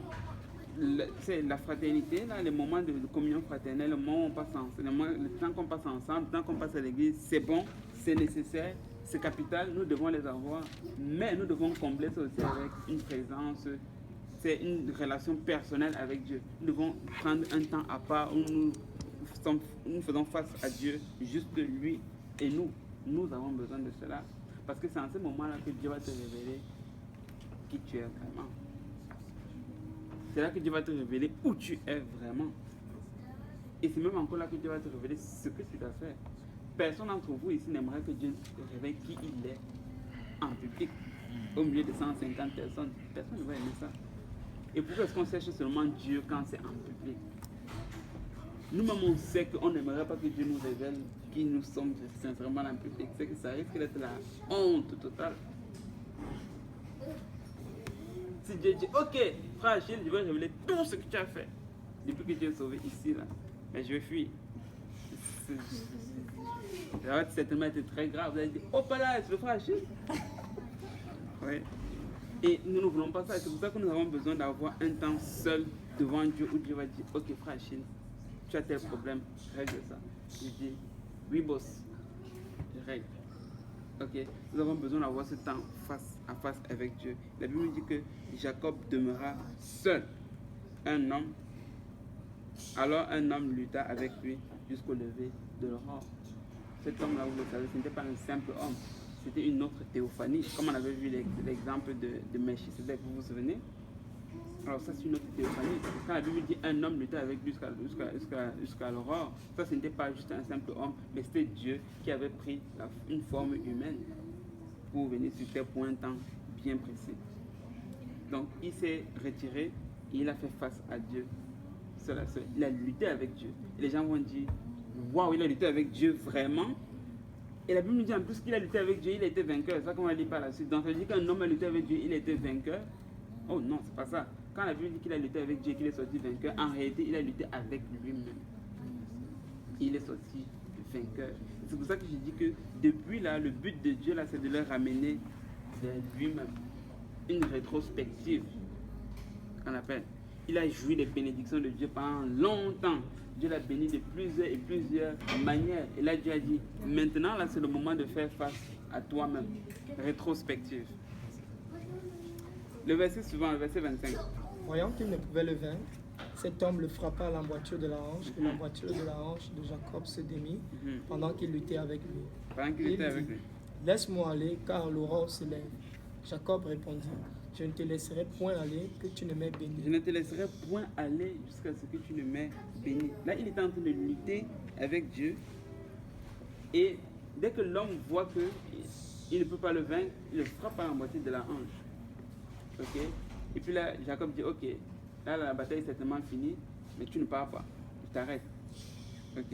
Et puis là, l'homme lui dit, laisse-moi aller car l'aurore se lève. Et Jacob dit, je ne te laisserai point aller jusqu'à ce que tu ne m'aies béni. Jacob n'était certainement pas en train de chercher la bénédiction d'un homme, il cherchait la bénédiction de Dieu. Ok. Il a réalisé qu'il n'était pas en train de lutter avec un simple homme, mais qu'il était en train de lutter avec Dieu. Et c'est pour ça qu'il dit que tu ne pars pas d'ici tant que tu m'as béni. Et c'est pour ça que des fois, quand nous allons à l'église, nous avons dit, je ne sors pas d'ici tant que je n'ai pas reçu la bénédiction de Dieu. C'est Dieu lui-même qui est en train de repousser Jacob pour que Jacob le laisse. Mais Jacob a tenu ferme. Des fois, on pense que c'est toujours le diable qui nous pousse. Des fois, on pense que c'est toujours le diable qui nous résiste. Non, pas toujours. Pas toujours. Des fois, Dieu veut juste nous montrer où est-ce que nous sommes. Il était en train de batailler avec Dieu. Et Dieu l'a poussé comme à bout. Laissez-moi vous dire une chose. Ceux qui disent souvent que, si Dieu fait telle chose, moi je ne le sais plus. Je sors de la maison de Dieu, j'abandonne, je boude. Ils ne vont pas dire boude, mais c'est ce qu'ils font. Ok? Ils disent, si Dieu ne me donne pas telle chose, je sors de la maison de Dieu. Laissez-moi vous dire que des fois, Dieu va même pousser les gens pour dire, ok, sors. Si tu veux sortir, sors. Ou c'est toi qui es sauvé, ou c'est moi qui suis sauvé. Réalisons un peu dans quoi nous sommes. Quand tu dis que tu sors de l'église, tu sors pour aller où? Tu sors pour retourner à quoi? Quand tu rentrais dans l'église, tu sortais de quoi? De la perdition. Donc quand tu sors de l'église, tu dis que tu es en train de retourner dans la perdition. Hein? Tu me cherches. Ouais, quand tu dis que tu sors de l'église, tu es en train de retourner dans la perdition. C'est littéralement ce que tu es en train de dire. Il faut juste qu'on réalise. Mais des fois, Dieu va nous amener, il va nous pousser, il va dire, ok, comme tu veux sortir, vas-y. Et c'est à toi qui, à un moment donné, si tu es sage, là, tu vas dire que non, ça va, Seigneur, je blaguais, ou je ne sais pas moi quoi là, mais je ne veux pas sortir, ok? Je vais rester. Et nous ne pouvons pas arriver à la folie de dire que nous voulons sortir de l'église. C'est un peu comme si Noé disait que non, je vais sortir de l'âge. Si on avait lu dans la Bible là qu'à un moment donné, après 6 mois, Noé sautait à travers la fenêtre, on a dit que Noé est fou, que Noé il a un problème dans sa tête. Mais des fois, c'est la même chose qu'on veut faire quand on veut sortir de l'église. C'est un peu comme si on veut retourner à notre perdition. Réalise que avant tu étais perdu. Avant on était perdu. S'il vous plaît, réalisons ça un peu. Avant que nous soyons sauvés, avant qu'on ne vienne au Seigneur, on était perdu, on n'avait pas de but. On était en vitesse vers l'enfer, à 150 à l'heure vers l'enfer. Et là on dit qu'on veut retourner à ça. Non, non, non. Non, personne ne veut retourner à ça, je suis sûr. Mais c'est juste que des fois on ne réalise pas c'est quoi la portée de je vais abandonner l'église. On ne réalise pas c'est quoi la portée, mais c'est ça la portée, laissez-moi vous dire. Alors là, il est en train de bagarrer avec Dieu. Et il dit, je ne te laisserai point tant que tu ne m'aies béni. Donc il était résolu à avoir sa bénédiction ce jour-là. Des fois la bénédiction va nous coûter des batailles toute la nuit. Puis je vous dis que des fois les bénédictions de Dieu vont nous coûter des longues prières, des veillées de prière, des jeûnes. Oui, des fois ça va coûter ça. Même si Dieu est bon, des fois ça va nous coûter des jeûnes et des prières, des veillées de prière. Amen. Amen. Amen. Et tout ça, je parle de collectif, et je parle de personnel, individuel, merci. Mais pas dans le thème collectif. Si tu jeûnes, ou bien si tu pries seulement le samedi soir, c'est un problème. ou si tu jeûnes seulement quand c'est le jeûne de 3 jours, que tout le monde jeûne, c'est un problème. Que nous devons développer toutes ces choses aussi dans notre vie personnelle, individuellement avec Dieu. Je ne te laisserai point aller jusqu'à ce que tu ne m'aies béni. Le verset 27. Il lui dit, quel est ton nom? Et il répondit, Jacob. Il répondit, Jacob. C'est un peu comme si je demandais, quel est ton nom? Et lui me répond, Stéphane, n'est-ce pas? Non, c'est pas juste ça. Il lui dit, quel est ton nom? Il répond, Jacob. Vous savez c'est quoi la portée de cela? Quand Dieu lui demande, quel est ton nom? Il répond, Jacob. Il est en train de dire, je reconnais qui je suis. Parce que Jacob signifie usurpateur, ça signifie tricheur, ça signifie voleur. Donc il est en train de dire, je reconnais que je suis un tricheur, je reconnais que je suis un voleur, je reconnais que je suis un menteur. Et laissez-moi vous dire de la même façon, si nous ne nous repentons pas, nous périrons tous également. Nous devons tous arriver à une place où on reconnaît que, ah non, j'ai mal fait. Nous devons tous arriver à une place où on reconnaît devant Dieu que nous avons mal fait et que nous avons besoin qu'il nous change. Où on reconnaît qui nous sommes personnellement. Et Dieu va nous y amener, croyez-moi. Il va t'amener à un moment donné où tu vas faire face à toi-même et tu vas faire face à ta personnalité. Et il va falloir que tu reconnaisses qui tu es. Il va falloir que tu reconnaisses tes problèmes. Si tu as un problème de mensonge, il va falloir que tu le reconnaisses. Si tu as un problème de fornication, il va falloir que tu le reconnaisses. Si tu as un problème de pornographie, il va falloir que tu le reconnaisses. Si tu as un problème de tricherie, il va falloir que tu le reconnaisses devant Dieu. C'est la seule échappatoire pour toi. Si tu ne le reconnais pas devant Dieu, il n'y a pas moyen que Dieu te change. Malgré toutes les bénédictions que Jacob a bénéficiées, il était encore Jacob, il n'était pas encore Israël. Dieu n'avait pas encore changé. Il a fallu qu'il reconnaisse qui il était vis-à-vis de Dieu, ce qui est une sorte de vraie repentance, pour que Dieu le change. Pour que Dieu nous change, il va falloir que nous reconnaissions qui nous sommes sincèrement, réellement devant Dieu. Amen. Là, j'ai perdu ma lecture, mais qui va la remplacer? Il dit encore, Ah, c'est toi qui dis. ton nom ne sera plus Jacob, mais tu seras appelé Israël. Qui signifie prince. Oui. Car tu as lutté avec Dieu et avec les hommes, tu as été vaincu. Tu as lutté Dieu et avec les hommes et tu as été vainqueur. Lorsqu'il a reconnu qui il était, Dieu a dit, ok, là maintenant, je vais te changer. Et nous voulons changer. Dans plusieurs domaines, nous avons besoin de changer. Et je suis là pour nous dire aujourd'hui que la clé pour changer, c'est de reconnaître qui tu es devant Dieu. Quand tu reconnais... Oui? J'ai dit qui signifie quoi? Prince.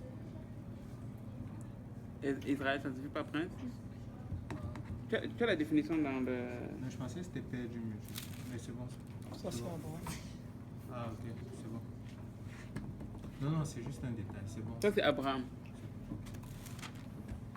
Ok, donc là, pour que Dieu nous change, nous avons besoin de reconnaître qui nous sommes. Et il a reconnu, et puis Dieu lui a dit, tu vas plus t'appeler Jacob, mais tu vas t'appeler Israël. Ok? La suite. Jacob l'interrogea disant, fais-moi, je te prie, connais ton nom. Il répondit, pourquoi demandes-tu mon nom? Et il le bénit là. Jacob appela ce lieu du nom de Péniel, car, dit-il, j'ai vu Dieu face à face et mon âme a été sauvée.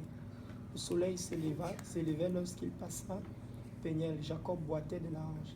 Jacob boitait de la hanche. Regardez le verset 30. La Bible dit que Jacob appela ce lieu du nom de Péniel. Je ne sais pas si ça parle à quelqu'un ici. Alléluia. Car, dit-il, j'ai vu Dieu face à face et mon âme a été sauvée. Péniel. Et c'est de là que vient J. Péniel. Parce que dans J. Péniel, tu rencontres plein de gens comme le frère Achille, comme le frère Stéphane, comme le frère Pierre, qui étaient des mauvais pires pécheurs dans le passé et que Dieu a changé parce qu'ils ont rencontré Dieu face à face. Je ne suis même pas un peu en train de blaguer.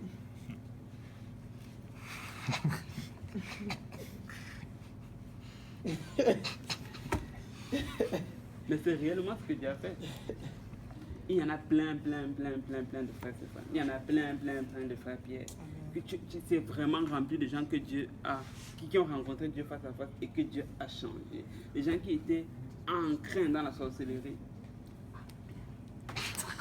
ancrés dans le mal, dans le péché, dans tout ce que vous pouvez imaginer. Et les gens à qui tu ne pouvais même pas imaginer qu'il y avait encore un espoir pour eux. Mais Dieu les a changés. Et on a dit, on va s'appeler JPN. Parce que c'est un endroit où Dieu transforme. Et laissez-moi vous dire une autre chose, c'est que je crois, je l'ai vu, c'est pour ça que je crois que Dieu comme fait que toute personne qui rentre dans JPN se trouve changée. Toute personne qui vient du monde et rentre dans ce groupe de jeunes se trouve changée. Moi, je crois personnellement qu'il n'y a pas de groupe de jeunes plus puissant que JPN sur la surface de la terre. Vous avez le droit de croire ce que vous voulez, mais moi, c'est ce que je crois. Amen. Et je me pèse franchement, mais moi, j'en ai fait des églises. J'en ai fait dans plusieurs continents. Ok? Plusieurs pays. Même continent. Ok? Mais je n'en connais pas un groupe qui est comme JPN. Je ne connais pas un groupe de Dieu qui est aussi dynamique que JPN, qui est aussi passionné pour Dieu que JPN. Si tu es dans ça, là, je crois que tu as la crème de la crème. Amen. Si tu es dans ce groupe-là, je pense que il n'y a pas mieux. Amen. Il n'y a vraiment pas mieux. C'est vraiment un endroit où les gens sont sincèrement transformés. Parce qu'il y a la dynamique de Dieu au milieu de nous. Tu ne peux pas arriver là et rester pareil. Non, non, non, c'est pas possible. Pas à JPN, non. Peut-être ailleurs, mais JPN, non. Quand tu es dans JPN, tu vas changer. Tu vas changer parce que tu vas rencontrer Dieu face à face. Et si tu ne veux pas changer, peut-être que... Si tu restes là, tu vas changer. Ça, c'est une chose qui est sûre et certaine. J'ai besoin d'une élucidation en fait. C'est au verset 30. Il dit que j'ai vu Dieu face à face. Mais dans le Nouveau Testament, Jésus lui-même et l'apôtre Jean attestent que personne n'a jamais vu Dieu. Dans quel sens est-ce que je dois le prendre ici? Mais dans le sens où il n'a pas vu la... Quand Jésus-Christ dit personne n'a jamais vu Dieu, c'est dans le sens de la plénitude de Dieu. Parce qu'aucun homme ne peut voir Dieu et vivre. Dieu lui-même l'avait dit à Moïse. Tu vois? Donc là, c'est une théophanie, n'oublions pas. C'est une représentation de Dieu sur terre. Il n'est certainement pas venu avec toute sa gloire. Parce que si Dieu vient avec toute sa gloire devant un homme, cet homme va juste être consumé. Donc c'est comme une genre d'hyperbole ici quand on dit je vis Dieu. Ben, c'est pas hyperbole dans le sens où ce n'était pas une théophanie de Dieu qui était devant lui, mais une représentation de Dieu. C'était bel et bien une représentation de Dieu qui était devant lui, mais ce n'est pas comme l'expérience, si tu veux, que nous allons avoir lorsque nous allons être enlevés dans les cieux et que nous allons vraiment voir Dieu.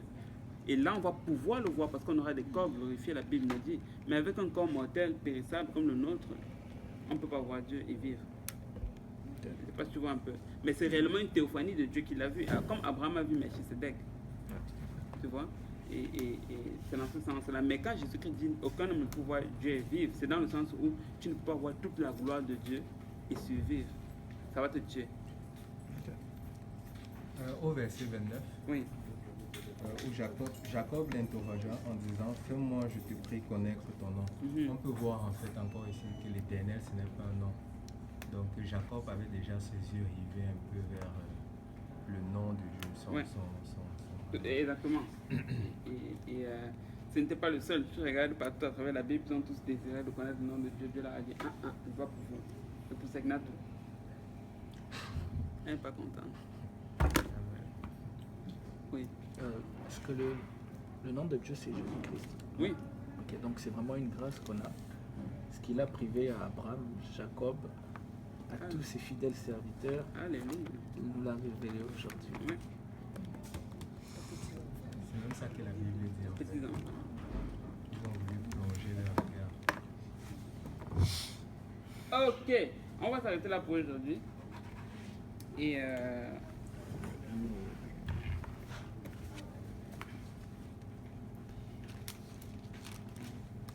non, on va pas s'arrêter là pour aujourd'hui. Laisse-moi juste conclure.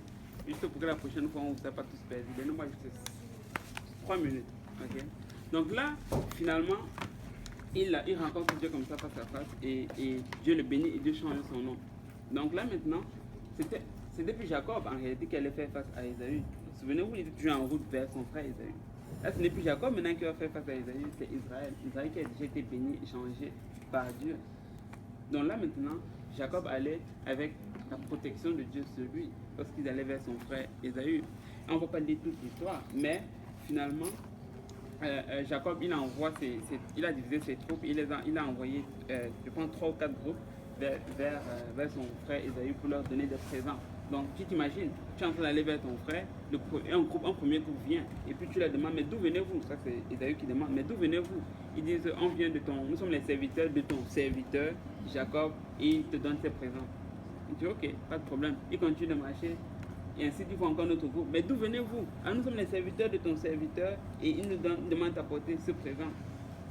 Et c'est comme ça que le cœur d'Ésaü a commencé à être apaisé. Lorsqu'il arriva à la rencontre de son frère Jacob, ce n'était plus un Ésaü qui était plein de haine envers son frère, mais son cœur était déjà apaisé. Au lieu que ce soit une bataille, c'était plutôt une rencontre entre deux frères, une rencontre très amicale. Les deux ont même pleuré, si je me souviens bien. Dans ce moment-là. Même Esther, dans le sens où, Oui, vas-y, en quel sens? dans le sens où ben, elle lui a fait à manger les pieds tout, elle l'a vraiment dorloté, puis ensuite elle a demandé, dans le sens que j'ai l'impression qu'avec Dieu, tu dois d'abord prier, tu dois d'abord faire ses œuvres, tu dois vraiment travailler pour lui, ensuite tu peux lui parler.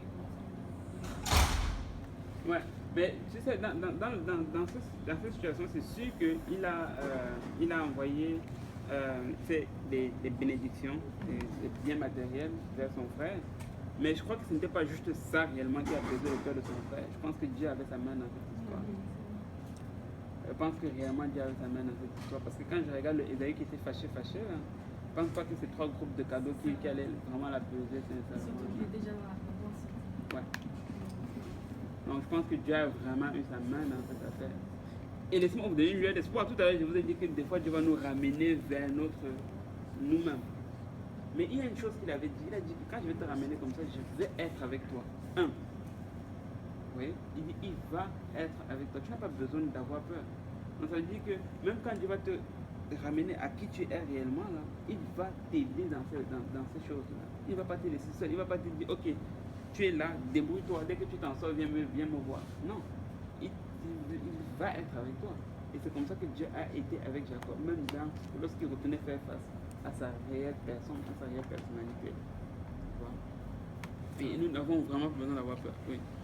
J'ai une question par rapport à la bénédiction. J'ai l'impression qu'il y a plusieurs types de bénédictions parce qu'il y a celles qui sont vraiment particulières.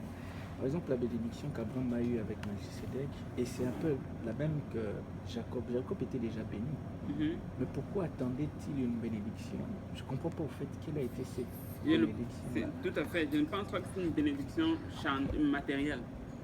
Je pense que quand il parlait de bénédiction, il parlait vraiment d'une bénédiction de « Hey, je veux le salut de mon âme ». C'est pour ça qu'il dit que j'ai rencontré Dieu face à face et mon âme a été sauvée. C'est cette bénédiction dont il parle. C'est ce que je crois. Le salut, c'est une bénédiction. Hein? Le salut, c'est la plus grosse bénédiction que tu peux imaginer. C'est pas une bénédiction matérielle. Sa vie en dépendait. Hein? Sa vie en dépendait. Jacob. Oui, c'est pour ça qu'on parle de salut. C'est pour ça que j'ai dit que quand il dit je ne te laisserai pas tant que tu ne m'as béni, moi ce que je crois, c'est qu'il est en train de dire je ne te laisserai pas tant que tu m'as donné le salut. S'il allait rencontrer son frère face à face comme ça, son frère allait le décapiter. Donc sa vie a dépendé. Et Donc c'était ce salut. Non, il ne pouvait pas se faire baptiser parce que c'est l'Ancien Testament. Ah oui, c'est vrai. Si presque fait baptiser par le nom. Parce que son nom a changé. Ouais. Ouais, mais il ne s'est pas fait baptiser. Okay. Quand on se fait baptiser, on porte un nouveau nom. Amen. Donc là, les deux frères se réconcilient. N'êtes-vous pas content de ça? C'est une belle histoire. Peut-être que si vous lisez, elle est un peu libre, peut-être que vous allez pleurer, je ne sais pas. Vous les seuls. Non. Non? Ok. Mais c'est une belle histoire. Okay? Ils se sont réconciliés comme ça. Et finalement, Jacob est retourné à la maison de son père. Tranquillement, il a continué ses affaires. Et on va le laisser dans la maison de son père. La semaine prochaine, on va le retrouver dans la maison de son père. Amen. Est-ce qu'il y a des questions? Super, s'il n'y a pas de questions, on va prier. Et il y a un repas là-bas qui... Waouh! Ok, prions. Qui va prier là? Vas-y, c'est pas sacré. Seigneur, nous te sommes reconnaissants pour la parole que tu nous as donnée aujourd'hui, car l'homme ne vivra pas de pain seulement, mais de toute parole qui sort de la bouche de Dieu. Te rendons grâce pour l'histoire de Jacob, car ça nous a beaucoup appris encore une fois, beaucoup de mystères, des révélations, Seigneur. Puis-tu nous aider encore à méditer jour et nuit ce que nous recevons, afin que la sémence qui est plantée aujourd'hui ne s'en vaille pas. Merci Seigneur encore une fois de ce que nous ne méritons pas tout ça, alors que beaucoup aujourd'hui sont pris dans beaucoup de choses, mais toi tu nous fais grâce d'être là. Pour cela nous t'exprimerons éternellement une reconnaissance. Alors puis-tu maintenant nous accompagner pour la suite des événements. Demeure avec nous car nous voulons que toi, ta présence tout le temps et tout le temps. Permets-nous de rester en ton nom car nous voulons réellement préserver notre salut et le Saint-Esprit qui réside en nous. C'est par action de grâce et au nom puissant de Jésus-Christ que j'ai ainsi prié. Amen. Amen. Quelqu'un va prier pour la nourriture? Vas-y. Prions Dieu. Merci Père éternel pour ton amour, pour ta bonté, Papa. Merci encore Seigneur Jésus, Papa, pour chaque main qui a contribué à ce repas, Papa. Souviens-toi d'eux, Seigneur. Souviens-toi également, Papa, de ceux qui n'ont pas mangé, Père. Que nous puissions prendre, Papa, ce repas avec action de grâce et simplicité de cœur, soit au milieu de nos conversations, Père. C'est avec action de grâce que nous avons ainsi prié au nom de Jésus. Amen. Jésus. Amen. Je vous souhaite un bon appétit et rendez-vous la semaine prochaine.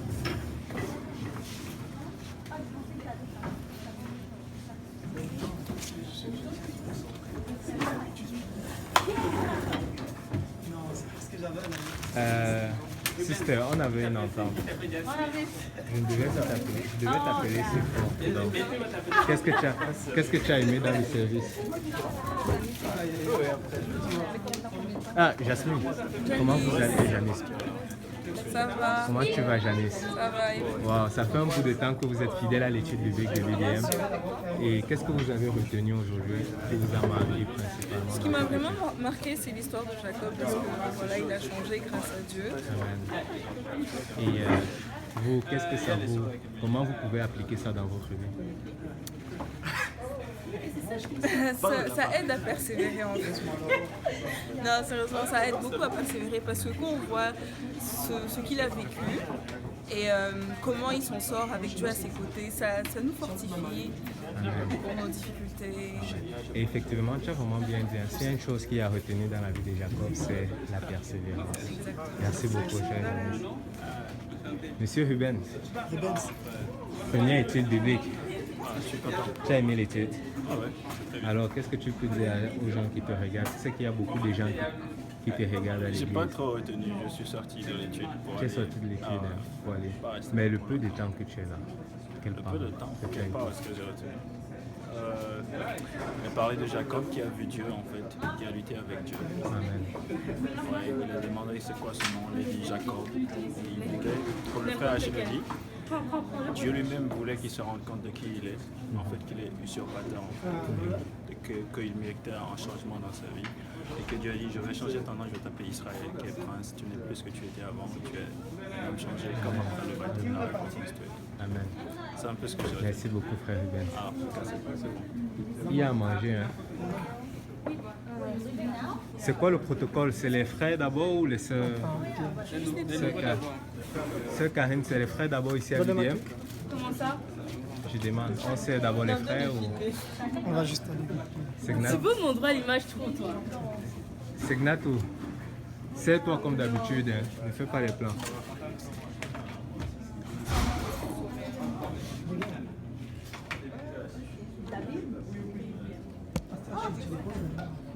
Sa Bible en portugais.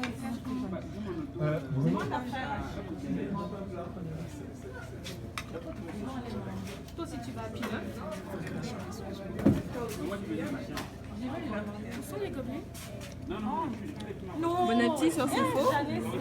Apprécie bien la nourriture. Monsieur Sacré, alors c'était votre première étude biblique. Quelles sont vos impressions? Mes impressions, c'est juste que c'est parfait. C'est parfait. On a été vraiment bénis par la parole de Dieu aujourd'hui. Jacob est un personnage excellent. Des fois, on a l'habitude de l'appeler Jacob, mais Dieu l'a appelé Israël. Il faut qu'on change nos habitudes. De la même manière qu'on parle d'Abraham, Ouais. plus d'Abraham, de la même manière, on devrait parler d'Israël, plutôt que Jacob. Mais parce que Israël est maintenant une nation, mais Je pense que cet enseignement ici va changer ma façon de voir Jacob, qui n'est plus Jacob, Gloire à en fait, Dieu. qui est Israël. That's Parce good. qu'après l'histoire, on l'appellera maintenant Israël. Israël, ouais. Donc c'est vraiment une bénédiction d'avoir aussi. J'ai beaucoup de trucs que je vais aller méditer C'est bien. personnellement. Nous espérons vous revoir. Ouais, si Dieu fait grâce un continuellement. jour, je vais réfléchir sur ça maintenant avec mes trucs. Nice. Que le Saint-Esprit révélera dans la chambre, dans le secret, toi-même tu sais. Mais sinon, c'était magnifique. C'est bien. Que Dieu soit Ravi que tu aies apprécié.